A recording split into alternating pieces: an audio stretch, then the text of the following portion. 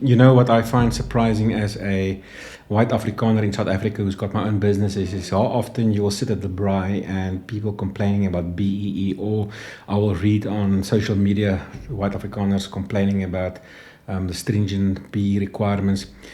But what's interesting is what people do not know is that if you look at the generic scorecard for large corporations, it's a part of the BEE code that up to 15% of the funds they spend on preferential procurement must be to exempted micro enterprises. With other words, for instance, white people having their own businesses with a turnover of less than 10 million a year. That is basically, a free pass for white people to start their own small and SME micro enterprise businesses. So B is not there to lock out anybody from the market and from the economy.